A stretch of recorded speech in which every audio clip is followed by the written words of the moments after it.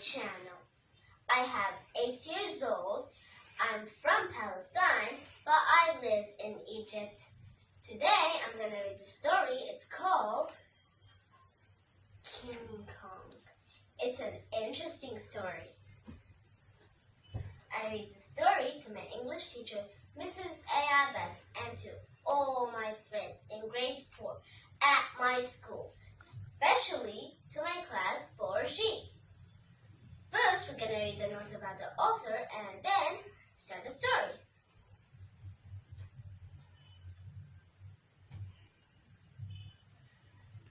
Notes about the author: Edgar Wallace, 1875-1932. He was an English writer and journalist. He was born on the 1st of April in London. He worked as a war correspondent. He became the editor of the Rand Daily Mail. He wrote lots of novels like King Kong, The Four Just Men, and others. He died on 10th of February, 1932. Let's start the story. Oh, sorry, I'm in my room. Let's start the story. Oh wait, don't forget to subscribe and click the bell notification button so you don't miss any other new cool videos. And smash that like button. Now let's start the story. Welcome to Leanne's Kids Book Review for the reading lovers. Let's start the story. King Kong departure from New York.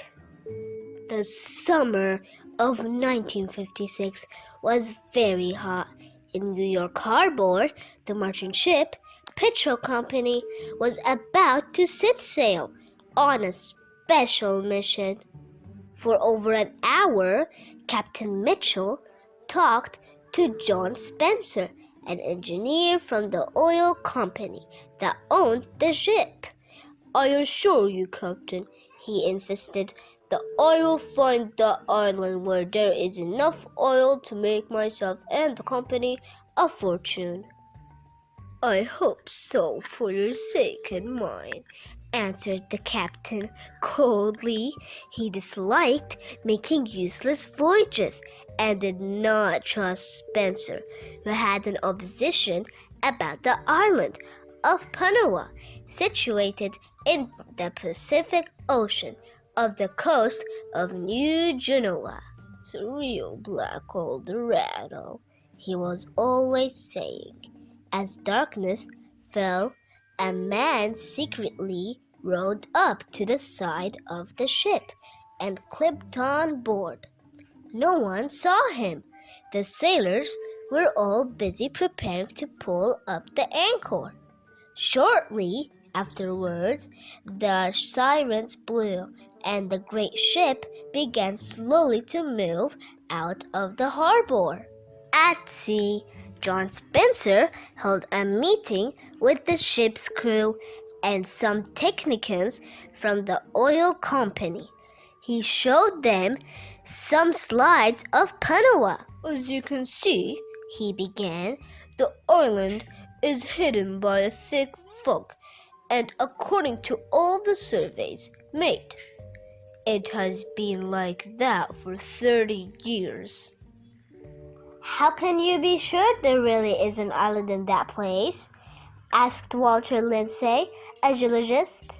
"By the very fact that the fog has stayed in the same position for 30 years, replied Spencer.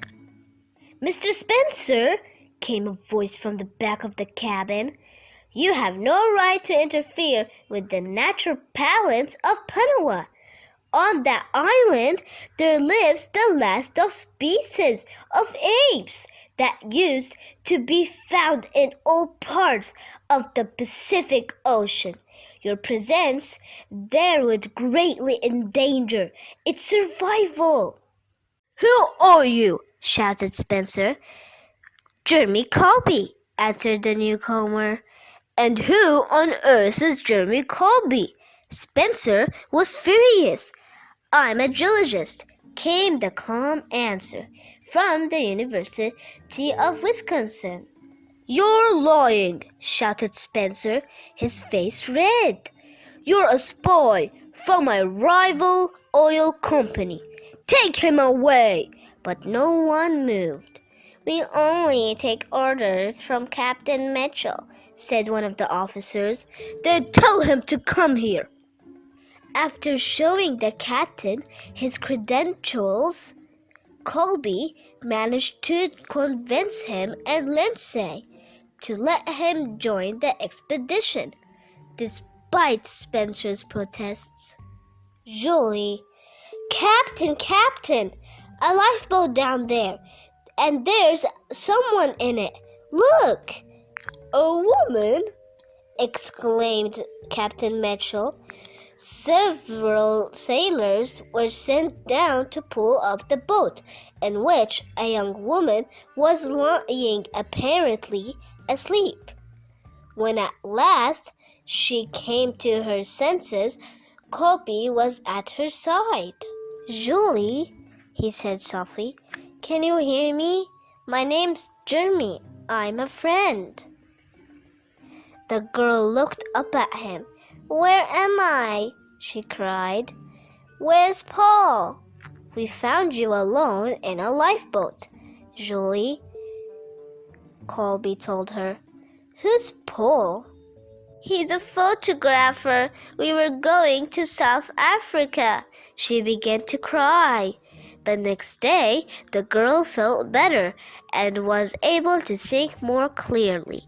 "How did you know my name?"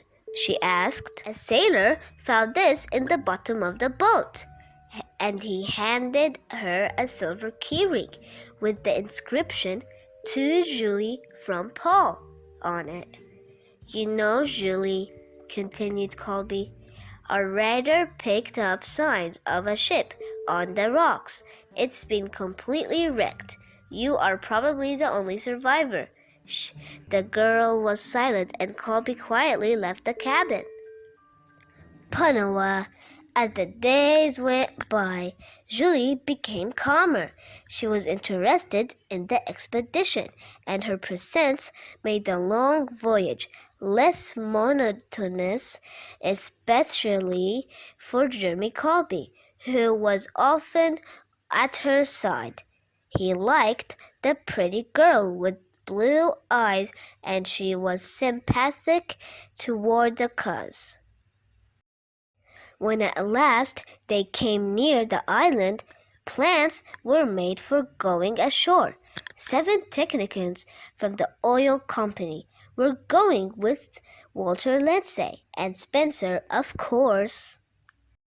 "I'm coming with you," declared Colby. "No!" shouted Spencer. "And why not?" asked the captain. "Because he's not part of the mission. But as we accepted him on board, he is part of this demand expedition, isn't he?" retorted the captain. Colby took up his camera bag and got into the boat that was going ashore. At that moment, Julie jumped in beside him. "Let me come too," she said. "I'll help you take photographs." Spencer was getting more and more angry. "A woman too?" he muttered. The ship was soon out of sight as the boats disappeared into the thick mist. A strange silence filled the air. It was like moving into another world, a world that stood still. Nothing moved. Then, suddenly, they were out of the fog. They found themselves in bright sunlight on a bright blue sea, and before their eyes, a beautiful green island, rich in vegetation and low, tree-covered mountains. "So it's not shrouded in fog," exclaimed Spencer. "It's surrounded by it." Having landed on a beach of pure white sand, Spencer turned to Colby and said, "I don't see any apes, Mr. Colby." Colby wisely chose to ignore the remark. The party slowly moved toward the introvert, passing through a natural arch in the rocks. They came to a waterfall and found that it was impossible to go any further. They returned to the beach and tried another way, but all Come around over them, here, rocks called closed Julie. deeply. She had found steps carved into a rock. Man-made, said Spencer. As he examined them, he sent some of the men up to look around, and while they were gone, the sound of beating drums suddenly filled the air. So there are people on this island? Said Colby. Everyone felt a little nervous. The natives of Panawa. It was a small village, about 10 wooden huts. One larger than the rest was decorated with feathers and flowers. In front of this, a group of natives with faces painted in brightly colored masks were dancing frantically to the rhythm of the drums. 4 men appeared from inside the hut, carrying a kind of throne on which a young girl was sitting. Her face was expressionless. They placed the wooden throne in front of the wild dancer. And the fat woman came forward and put a headdress of pearls on the girl's head. Now the whole village was dancing and singing. More and more natives came out of the forest and joined in. "Oh my God!" exclaimed Colby. "They are making a sacrifice to one of their gods." The group of Americans hidden among the rocks continued watching in horror. "Can't we do something to stop them?" cried Julie. "That poor girl!" Now the voices had become a chant and they could pick out the sounds. Kong, Kong, Kong. "Who's Kong?" the geologist asked Colby. "The divinity, probably the last living specimen of a species of monkeys that lives." He was about to point to the mountains when the village chief looked up and saw them. It was no use trying to hide. The village became silent. The whole tribe stared in their direction for a few moments, and then gradually the beating and singing and swaying began again. The chief raised his arm for silence and then called 3 warriors to his side. They walked toward the Americans. One of the Technicans lifted his rifle. "Don't shoot!" commanded Colby. When they were quiet near the chief, stopped and began speaking in a language that was completely incomprehensible, even to Colby. "What's he saying?" asked Spencer. "I'm not sure," answered Colby, "but by the expression on his face, I think he's very angry with us. After all, we have interrupted a sacrificial rite." "So what does he want? Damages? I'll give him." He lifted his rifle. "Don't be a fool!" cried Colby. Grabbing the gun, the chief took a step toward them and pointed to Julie. "No!" shouted Colby, moving in front of her. "Not her!" At a gesture from the chief, a group of warriors armed with arrows and lances came running toward them. "Shoot into the air!" shouted Colby. At the first rifle shots, the whole tribe ran back to the village and disappeared into the huts. The only person left in the square was the young girl waiting to be sacrificed. Julie gets kidnapped. The party returned to the ship. "We must go back and get rid of those wretched natives," Spencer said to Captain Mitchell. After relating what had happened, "Give me some of your men and extra arms." "Do you think it's wise?" said the captain.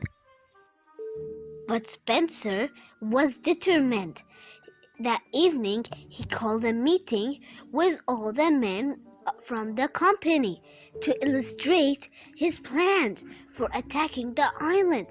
At a certain point, Colby walked into the cabin. "Get out of here!" shouted Spencer. "Are you going to have me arrested?" answered Colby calmly. Spencer told his men that the meeting was over and further instructions would be given in private. The two men were left alone. "You are about to cause a tragedy," said Colby. He turned and walked out. He had a date with Julie and was already late, but when he got to the place where they were supposed to meet, she was not there. He went down to her cabin and knocked on the door. Nobody answered. Looking closer, he saw some strange marks on the door and realized that someone had forced it open. He walked in. The cabin was in a terrible mess. Beside the bed, he found an anklet made of bone, and on the bed there was a medallion with a drawing of a god on it. It was Kong. Colby had no doubts. Julie had been kidnapped by a native. King Kong. The wooden throne was placed in front of the entrance to an enormous cave where the villagers' divinity lived. But a different girl was sitting on it, with a crown of pearls on her head and a long flowing dress.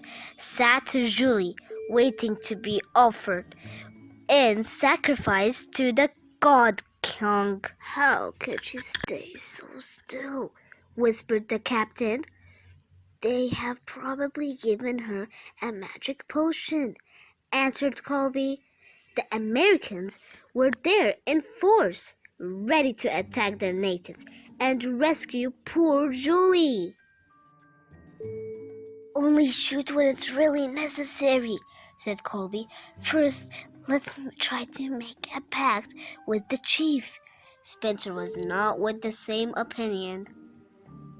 "We have no time to lose," said Captain Mitchell, and he began clipping down the steep path toward Gathering Blue. Colby and Lindsay followed him.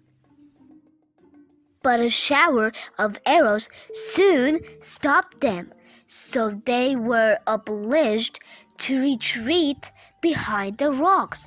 Before turning, Colby had time to see the great doors opening and the throne slowly disappearing inside the mountain. Julie meets Kong. The cave consisted of one huge vault. It was cold, damp, and dark. An enormous throne made of stone stood in the center. The natives who had carried Julie inside laid her on the floor and tied her wrists and ankles to a wooden column. Then they went out, closing the great door. Julie was all alone. By the light that filtered through cracks in the door, she could see giant insects flying around. She heard a high-pitched noise and a strange bird, a monster with wings and the head of a reptile, flying out of the dark corners. She screamed. Suddenly, a wall in the cave began to shake, and the earth crumbled. It was like an earthquake. A colossal shadow towered above her. First, she saw the legs and the hands, then all the rest, a mass of shiny black hair. She looked up, and saw a being that she would have preferred not to meet. It was looking down at her with black eyes that were too round and too small for that gigantic body.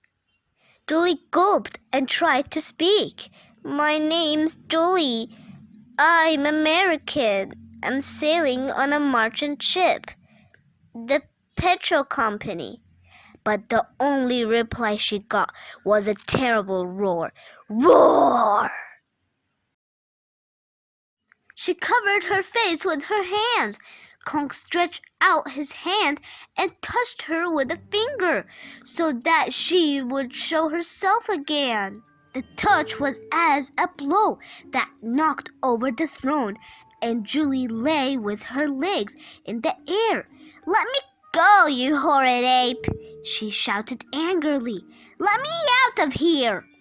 Kong took off her chains.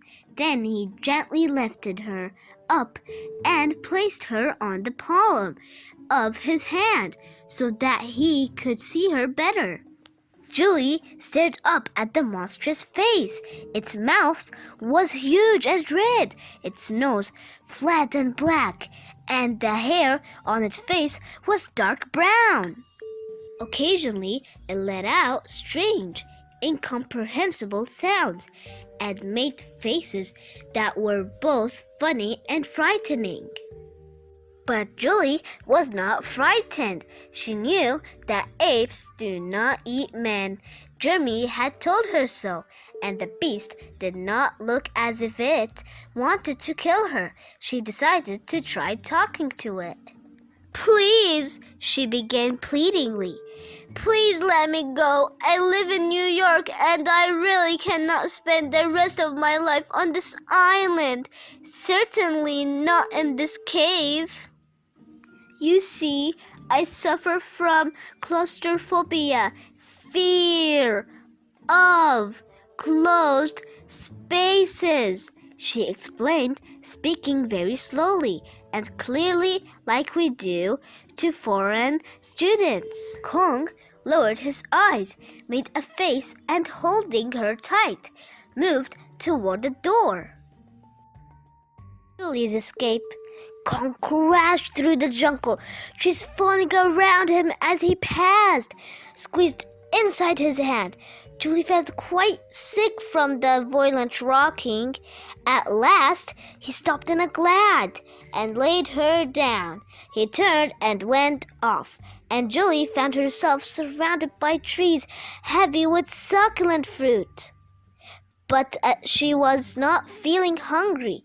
As soon as Kong turned his back, she got up and began running in the opposite direction. She ran and ran as fast as she could until she had no breath left. There in front of her was a precipice. Dropping down and down far below flowed a river. "How can I get across?" she was wondering when she noticed a tree trunk. It was laying across the crevice, forming a bridge. Julie put one foot on it, but looking down, she saw the river far below and began to tremble. "I'll never be able to walk across it. Help! Help!" she shouted as loudly as she could. "Jeremy, help! I'm up here!" Jeremy and the others were all out looking for her, of course, and Jeremy thought he heard her voice. But as he began to climb up toward her, the earth started to shake again. Kong had heard her too. Just as Jeremy reached the trunk, Kong picked her up and carried her away. After knocking away the bridge, Julie soon found herself back in the darkness of Monster's cave. Kong cries. Several weeks passed. Julie spent all her time with the giant ape. Kong did not trust her and never left her alone, but he looked after her. He gave her food and defended her from the wild animals. Occasionally, he lifted her gently onto his hand, and they would chat together. Julie told him all about her life in the United States. And Kong smiled and laughed, his great white teeth glinting in the sun. One evening, Julie was sad. She was often sad when she thought about her family and friends and Jeremy, but she usually kept it to herself. This evening was different. She began shouting at her captor. "You horrid ugly brute! Why do you keep me here? I want to go home. Set me free!" Two great tears rolled down the ape's cheeks, forming a huge puddle on the ground. Julie felt terrible. "I'm sorry," she whispered. "I didn't mean to upset you." Another escape. It happened one morning, very early, while all the animals in the forest were still asleep. Julie was woken up by a sharp whistling sound, and before she could move, a giant snake proportional to Kong slithered up in front of them. She screamed. Kong woke up, and as he moved, the snake turned away from Julie and hurled itself onto the ape.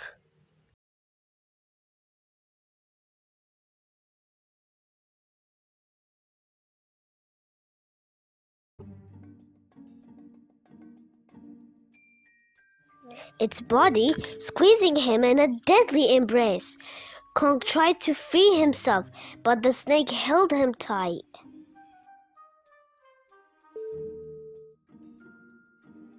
Julie realized that this was the moment. She got up, moved quickly out of sight, and was off by now. She knew her way around the forest, and she set off in the direction of the beach where they had landed that first day. It was a long way, but the desire to go home was so strong that she did not feel tired at all. What if they have already left the island? She suddenly thought, terror gripping her. There was nothing she could do but to go to the beach and see. When at last she came out of the cliffs overlooking the bay, her heart filled with joy. The merchant ship was still there. So they found oil, she thought. She climbed to the place from where they had originally seen the village, and to her surprise, everything was different.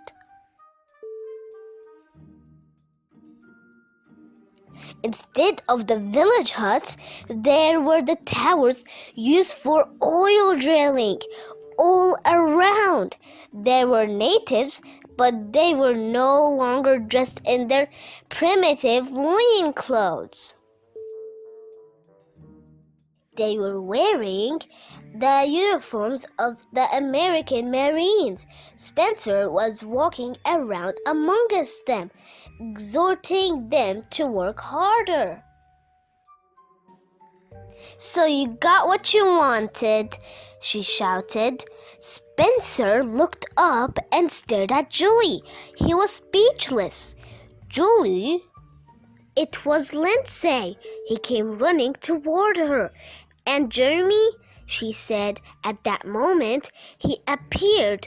"Julie, Julie!" he cried, running to embrace her. "You're safe. What's happening?" she asked. "Spencer attacked the natives. You know, I was against it. Then, of course, we had to defend ourselves from them. They would have killed us all." Julie stared at him. Clubby looked away. He could not meet her eyes. "Tell me," he ventured. "Tell us. Is it true? Does Kong really exist? Was I right? Is there a giant ape living here?" "No, Jeremy," she replied. "You were wrong. There is no Kong in the forest. King Kong is just a figment of the natives' imagination. "But Julie," protested Colby, "I saw it. I'm sure I did. That day on the edge of the precipice. What are you saying?" "Forget it, Jeremy. You just imagined it."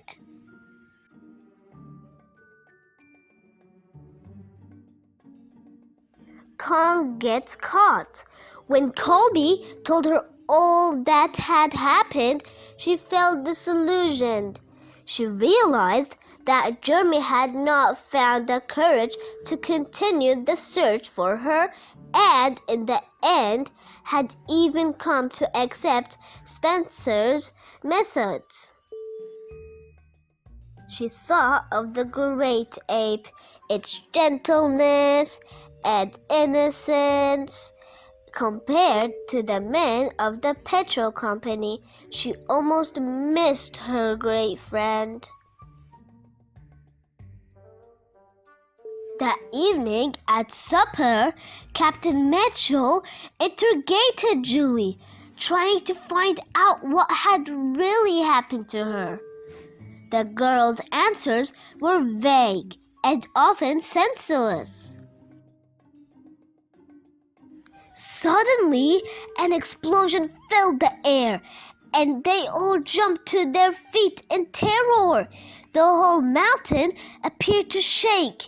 The earth crumbled away, and out from behind the rocks came Kong. Spencer grabbed his rifle.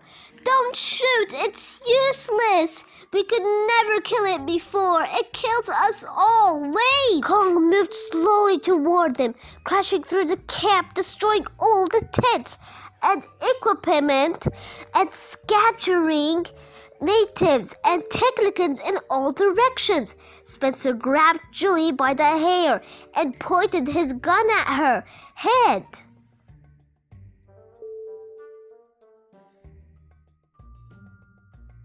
"If you come any nearer, I'll kill her," he shouted. Kong did not understand the words, but he realized that Julie was in danger. He let out a terrible wail and took another step. "Stop, Kong!" yelled Julie. "Stop!" The ape stopped. "Go away or they'll kill me, and you're in danger too." Colby moved to attack Spencer, but one of the men hit him hard in the face. He fell to the ground. Unconscious, Captain Mitchell was glued to the spot, and even Lindsay remained motionless. "The net!" ordered Spencer, and the group of men moved away. Kong never took his eyes off Julie. He made no attempt to escape. And Spencer held her tight until a large steel net was lowered from the oil tower over the giant ape. At first, Kong struggled and moved furiously, but soon he stopped and lay down. He closed his eyes and lay motionless.